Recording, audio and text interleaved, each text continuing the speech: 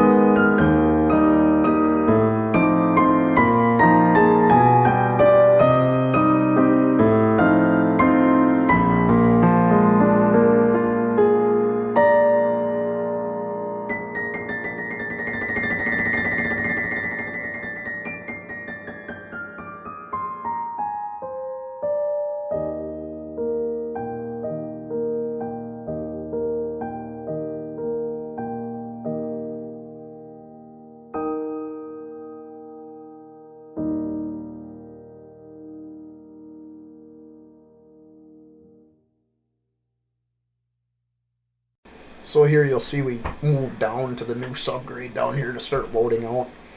And the reason being is that this is a smaller excavator, and it was starting to get to the point where there wasn't enough room between the road and the pile for me to actually move closer to the machine to load it out. And I wasn't going to feel safe with that lack of distance there with the live traffic going on. So I had the truck start backing into the new subgrade here, start loading them out, which serves a dual purpose actually. It allows me to continue loading out this pile of garbage here, but then it also starts packing that roadway in too, which if you've ever built a road, you know the best compaction you can ever get for a road is just running trucks on it consistently over time. It may look ugly while it's doing it. It may look, the top might get torn up, but ultimately that actually compacts that subgrade 10 times better. I couldn't tell you how many roads I've redone and you can't get density to pass, which is your compaction, because they test it before they allow you to finish it. And you can't get it to pass, you're hitting it with those big rollers and it's just not working. But if you hit it with a little bit of water and let the trucks run on it for a couple of days and just kind of let it naturally tighten up, it does the trick almost every time, unless you have some really, really bad material. But that's pretty much it for this one. I believe the battery died on the action camera shortly after here, and I didn't have time to slap a new one in. So thanks for sticking around and watching. If you stuck around this long, like, comment, subscribe. Let me know you're watching, and I'll continue to pump stuff out. Thanks, everyone.